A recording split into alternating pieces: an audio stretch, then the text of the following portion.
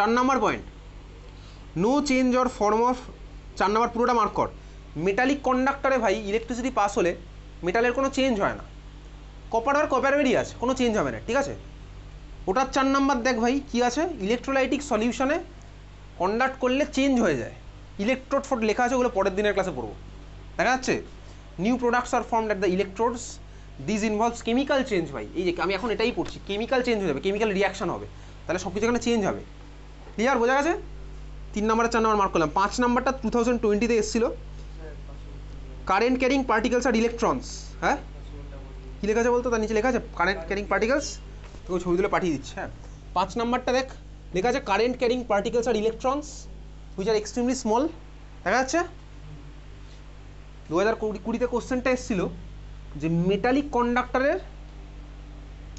Current carrying particle কে, বুঝেছিস? 2020 বলে লিখে রাখ পাশে।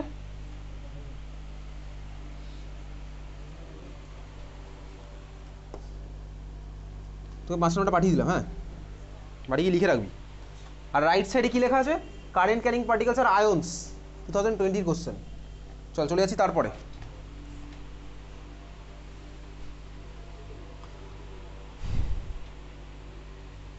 টেবিল 6.2, টেবিল 6.2 এর মধ্যে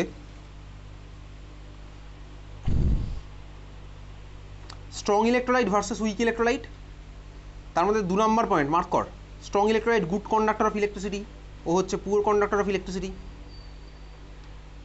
3 নাম্বার পয়েন্ট মার্ক কর, ডিফিউজড মানে বুঝে যাবো, সরি ফিউজড মানে বুঝে যাবো কিছুক্ষণ পর। 3 নাম্বার মার্ক করলাম। 4 number part, this solution contains, মারাত্মক important, only free mobile ions. স্ট্রংয়ের মধ্যে শুধুমাত্র আয়ন থাকবে, মার্ক করেছিস। আর উইকের মধ্যে কি আছে দেখ, আয়ন্স অ্যাজ ওয়েল অ্যাজ মলিকুলস, পাওয়া গেল খুঁজে। কি মোবাইল মানে যেগুলো মুভ করে, ঠিক আছে, মানে আয়ন তো মুভ করবে, ওই জন্য মোবাইল আয়ন বলছে। আর স্ট্যাটিক আয়ন মানে কি বলতে, এক জায়গায় বসে আছে। স্ট্যাটিক তুই পড়িস ফিজিক্সে, স্ট্যাটিক ইলেকট্রিসিটি। এক্সাম্পলস, এক এক্সাম্পলস আছে ভাই, অ্যাসিডের এক্সাম্পল স্ট্রংয়ের মধ্যে মুখস্থ করতে, প্রত্যেকটা মুখস্থ করতে হবে। সল্টের মধ্যে আছে না NaCl মোল্টেন আর অ্যাকোয়াস, 2025-এ এসেছিল সল্ট, NaCl মোল্টেন আর অ্যাকোয়াস। মোল্টেন মানে কি আসছি সেখানে, হয়েছে। রাইট সাইড উইক ইলেকট্রোলাইটের এক্সাম্পল অ্যাসিড বেস সল্টগুলো আছে, আমিও কিন্তু এখান থেকে কোশ্চেন দেবো পরের দিনের পরীক্ষাতে, যদি নিই পরের দিন। অ্যাসিড বেস সল্ট দেখতে পাচ্ছিস, অ্যাসিডের এক্সাম্পল আছে কার্বনিক অ্যাসিড, মুখস্থ করতে হবে একদম। সল্টের মধ্যে আছে কি বলতে, অ্যামোনিয়াম কার্বনেট আছে, তো দুটোই আছে বলতে। অ্যামোনিয়াম কার্বনেটের ফর্মুলা কী হয় বলতে পারবি কেউ? Exactly, NH4 2CO3। কার্বনেট আয়নের ফর্মুলা হচ্ছে CO3-2, আর অ্যামোনিয়ামের হচ্ছে NH4+। তাহলে দুজনকে কম্বাইন করলে কী পাবো, কাটাকুটি খেলবো, 2 চলে গেলে NH4-এর কাছে, বুঝতে পারছিস, আর NH4-এর 1 চলে গেলে CO3 কাছে, তাহলে কী হলো ফর্মুলা, NH4 CO3। চল তারপরে আসছি 3 number, non electrolyte definition mark কর। It is a compound which neither in solution nor in the molten state allows an electric current to pass through it.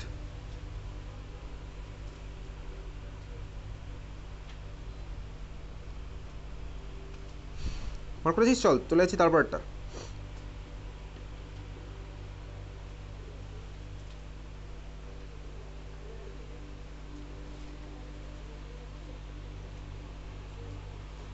Examples of non electrolyte, আচ্ছা sorry, তারপর একটা box আছে না, non electrolytes do not have ions even in solution, they contain only molecules, mark করে ফেল only molecules. তারপরে example আছে, এক্সাম্পলের মধ্যে কী কী আছে, urea, glucose, benzene, cane sugar, carbon disulphide, kerosene, alcohol আর ডিস্টিলড ওয়াটার। আচ্ছা, ওয়াটার আর ডিস্টিলড ওয়াটার মধ্যে ডিফারেন্স আছে। ডিস্টিলড ওয়াটার মানে কি বলতো, যার মধ্যে কোনো আয়ন আর নেই বেঁচে, ঠিক আছে। ডিস্টিলড ওয়াটার হচ্ছে আমাকে প্রসেস করে বানাতে হয়। ডিস্টিল ওয়াটার ইনভার্টারের মধ্যে দেয়, দেখবি ইনভার্টারের মধ্যে যে ওয়াটার দেয় না, ডিস্টিল ওয়াটার দেয়, দোকান থেকে কিনে আনো, ওই মধ্যে কোনো আয়ন টায়ন নেই, ওটা আমার প্রসেস করে বানাতে হয়েছে ডিস্টিল ওয়াটার। আর নর্মাল ওয়াটারের মধ্যে আয়ন থাকে, মিনারেল আছে ওয়াটারের মধ্যে থাকবেই, অটোমেটিক্যালি আসেই, ঠিক আছে। ডিস্টিল ওয়াটার মানে কোনো আয়ন নেই, শুধু এইচ আর কিচ্ছু নেই, বুঝতে পেরেছিস? আচ্ছা, তাহলে এক্সাম্পল মার্ক করলাম, মারাত্মক ইম্পর্টেন্ট। কিন্তু অ্যালকোহল অলরেডি একবার এসছে, কেরোসিনে একবার এসেছিল মনে হয়। চলো এইবারে দেখ ওই মোল্টেন স্টেট, অ্যাকোয়া স্টেট, এটার মানেটা কি দেখ। আয়নিক, আমি তো বুঝে গেছি ভাই, মেটাল তো করবেই, মেটালকে নিয়ে আমার চাপ নেই। ব্যাপারটা হচ্ছে আমার এখন টার্গেট আয়নিক কম্পাউন্ডগুলো, বা যারা হচ্ছে আমার ওই অ্যাকোয়াস আর ফিউজ স্টেট, এটার মানে কি চল দেখ। ধর আমার কাছে আছে হচ্ছে NaCl, NaCl একটা আয়নিক কম্পাউন্ড, সলিউশন দ্বারা আমি বানাচ্ছি, সলিউশন বানাচ্ছি না, আমি আয়নিক কম্পাউন্ড দ্বারা ফার্স্টে রেখেছি। তা সলিড NaCl আমার কাছে আছে, সলিড NaCl তোর বাড়িতেও আছে, দেখেছি সলিড NaCl। এবারে NaCl মানে কি, NaCl এর অ্যাকচুয়াল স্ট্রাকচার হচ্ছে এরকম, Na+-এর 6 দিকে 6টা Cl- লেগেছে, মনে আছে বলেছিলাম তোকে, আয়নিক কম্পাউন্ডগুলোতে একটা একটা থাকে না, Na+Cl- এরকম তো হয় না। তুই বাড়ি গিয়ে গুগলে সার্চ করে দেখবি NaCl এর সলিড স্ট্রাকচার দেখবি এরকম আছে, Na+-এর 6 দিকে 6খানা Cl- লেগে আছে। তাহলে এদিকে একখানা Cl- থাকলো, এদিকে মাইনাস, এদিকে মাইনাস, এদিকে মাইনাস, এরকম থাকলো, ঠিক আছে।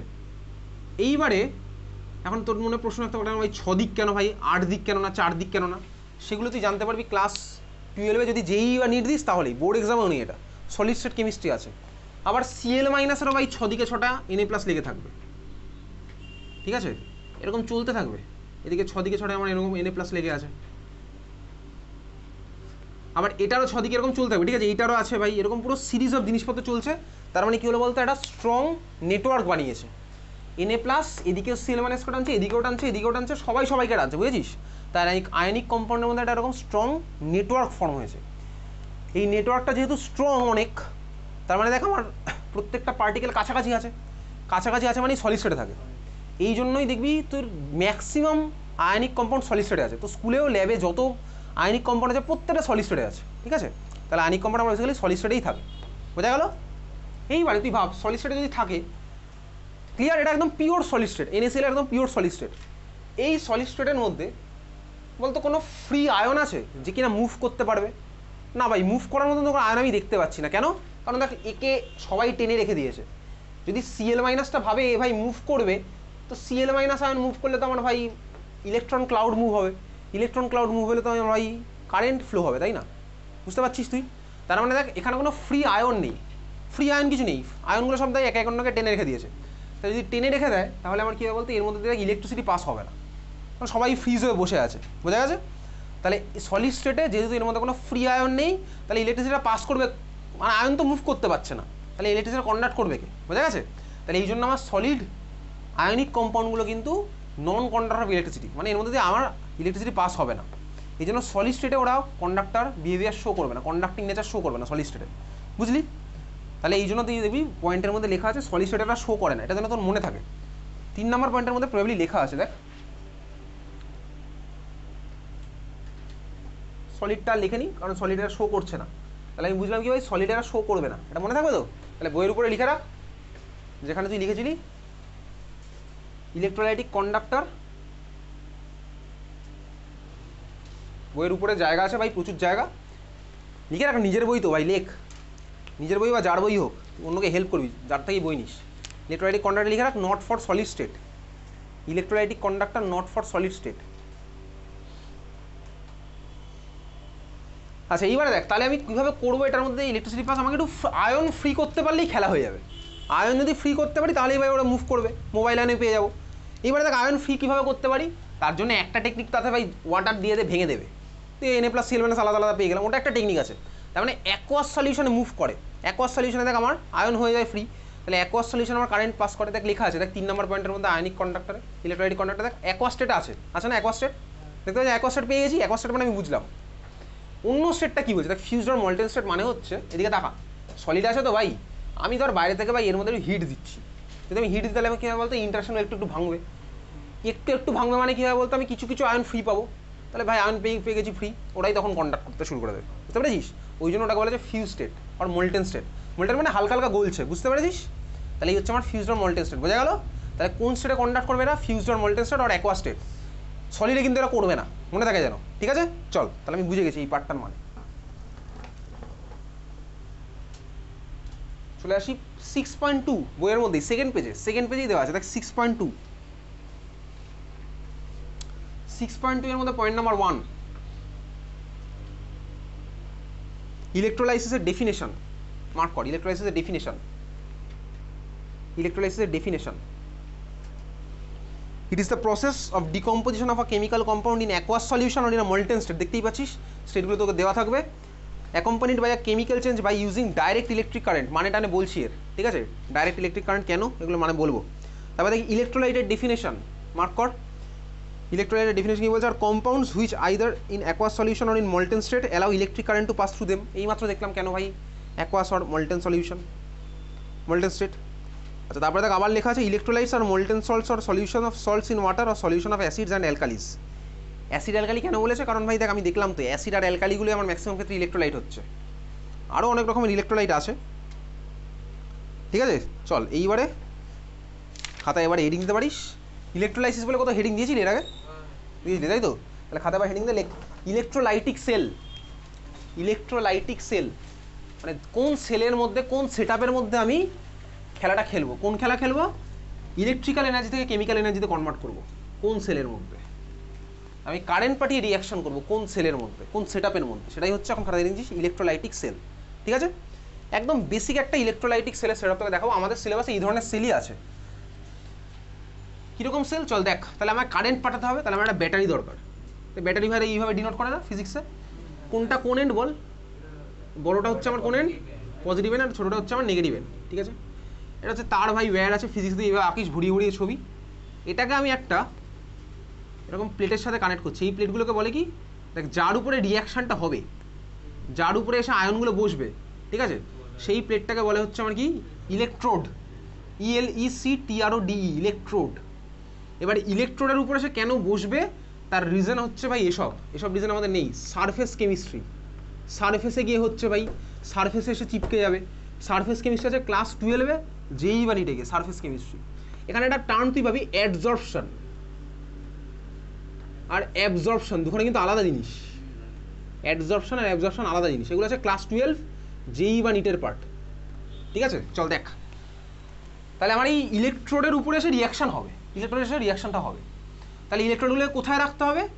ইলেকট্রোলাইটিক সলিউশনের মধ্যে রাখতে হবে। এই হচ্ছে আমার সেটআপটা, বেসিক সেট হচ্ছে এরকম। ঠিক আছে, এই হচ্ছে আমার বেসিক সেটআপ। ঠিক আছে, এটা বেসিক সেটআপটা। তাহলে এগুলো হচ্ছে আমার ইলেকট্রোড, এগুলো তার দিয়ে কানেক্ট করা আছে, আর আমার মাথায় একটা ব্যাটারি আছে। এটাকে আমি এরকম বিকারের মধ্যে, বড় বিকার আছে, বিকারের মধ্যে রেখেছি। এইভাবে তার কেউ ল্যাবে বানায় না, এগুলো একদম অরিজিনালি এখন কিনতেই পাওয়া যায়, ছোটো ছোটো পার্টে পাওয়া যায়। ঠিক আছে, এটা অ্যাকচুয়ালি বোর্ডে এত বড় করে গেছি তো, এটা অ্যাকচুয়ালি দেখতে হয় এরকম পেনের মতন। পেনের মাথাতে থাকবে দুখানা ইলেকট্রোড, এরকম ছোট্ট করে থাকবে। 1 সেন্টিমিটার স্কোয়ার হবে হচ্ছে এটা সারফেস এরিয়া। ঠিক আছে, এইটুকু সাইজের হবে, দুখানা এর মধ্যেই থাকবে। তুই দেখতে পাবি এটা জুম করে করে আমি এত বড় করে এঁকেছি। ল্যাবে এত বড় বানানোই হয় না, এটা এইরকম থাকবে, পেনের সাইজের থাকবে। ঠিক আছে, এর মাথায় থাকবে দুখানা ইলেকট্রোড, এর মধ্যে অটোমেটিক্যালি সেট করাই থাকবে। বুঝতে পেরেছিস? মানে এই দুখানা ফিক্স করা থাকবে, তুই এর মধ্যে দিয়ে কারেন্ট পাস করবি। এটা তো ভাই লাগাবো কি ইলেকট্রোড। এবার আমি অনেক রকমের হয়, অ্যাডজর্পশন ফেনোমেনার উপর ডিপেন্ড করে ইলেকট্রোড অনেক রকমের হবে। কিছু কিছু ইলেকট্রোড আছে ভাই যারা নিজেই রিয়াকশনে পার্টিসিপেট করবে। ঠিক আছে, আর কিছু কিছু ইলেকট্রোড আছে যারা নিজে পার্টিসিপেট করবে না, অন্যকে করাবে। তো যারা ভাই নিজে পার্টিসিপেট করে না, অন্যকে করতে হেল্প করে, তাদের বলে কি বলতো? Inert electrode. ইনার্ট, নিজে করছে না ভাই। ইনার্ট গ্যাস যেমন নিজে রিয়াকশন করে না, তাহলে সিমিলারলি ইনার্ট ইলেকট্রোডের এক্সাম্পল আমাদের কটা আছে। ইনার্ট ইলেকট্রোড মানে নিজে পার্টিসিপেট করবে না, অন্য ভাই ওর উপরে এসে রিয়াকশন করে চলে যাবে। বুঝতে পারলি? ও একটা যা সার্ফেস হিসেবে কাজ করছে। আর কিছু কিছু ইলেকট্রোড আছে নিজেই পার্টিসিপেট করে ফেলবে, ওকে বলে অ্যাক্টিভ ইলেকট্রোড। এটার রিজন কি? এগুলো রিজন হচ্ছে অ্যাডজর্পশনের গল্প, অ্যাবজর্পশনের গল্প। ঠিক আছে, চল দেখা যাক। তাহলে এই হচ্ছে আমার বেসিক পার্ট বুঝে গেছি। তাহলে এবার ছবি আঁকি ভাই, পজিটিভ নেগেটিভ। তাহলে এটা হচ্ছে আমার ভাই পজিটিভ এন্ড। চল দেখ, এটা হচ্ছে পজিটিভ এন্ড, এটা হচ্ছে আমার নেগেটিভ এন্ড। তাহলে বলতে এই প্লেটটার চার্জটা আলটিমেটলি কী হবে? পজিটিভ, আর এটার চার্জ কী হবে? নেগেটিভ। ঠিক আছে, আমি এখন আসছি ইলেকট্রোলাইটিক সেল। আর এইবার একটা মনে রাখার টেকনিক দেখ, পজিটিভলি চার্জ ইলেকট্রোডকে কী বলে? এদিকে তাকা, মনে রাখবি। তুই পাওভাজি খেয়েছিস? পাওভাজি পাও খেয়ে না খেলে ওই নাম তো শুনেছিস, তোকে খাওয়ার দরকার, নাম শোন তাহলেই হবে। পাও, হ্যাঁ পাও। পজিটিভ অ্যানোড অক্সিডেশন, মনে রাখার টেকনিক। ঠিক আছে, তুই এগুলো খাতায় লিখিস নাকি শুধুই দেখিস এখানে সকালবেলা এসে? পজিটিভ অ্যানোড অক্সিডেশন, এটা যেন মনে থাকে, পজিটিভ অ্যানোড অক্সিডেশন। ঠিক আছে, তাহলে পজিটিভলি চার্জ ইলেকট্রোডকে বলে হচ্ছে অ্যানোড। অ্যানোডে আমার কি হয়? অক্সিডেশন। ক্লিয়ার? তুই বলি হ্যাঁ ক্লিয়ার। তাহলে এইটা হচ্ছে আমার কি বলতো? অ্যানোড। এটা পজিটিভলি চার্জ, এটা হচ্ছে আমার কি? অ্যানোড।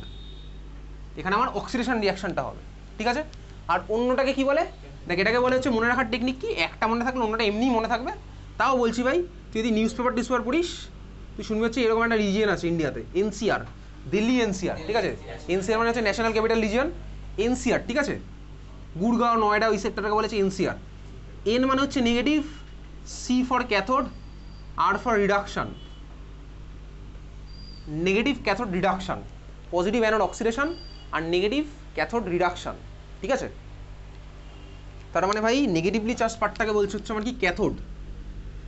আর এখানে আমার কোন রিয়াকশন? রিডাকশন। বুঝতে পেরেছিস? ক্লিয়ার? তাহলে আমি সেটা বুঝে গেছি। এইবারে যে সলিউশন আছে এর মধ্যে ইলেকট্রোলাইটিক সলিউশন আছে, ইলেকট্রোলাইটিক সলিউশন আছে ভাই, এর মধ্যে সলিউশনটা আছে, ঠিক আছে, এই যে দাগ দিয়েছি এটা সলিউশন, সলিউশন মধ্যে ইলেকট্রোডটা ডোবানো আছে ওরকম।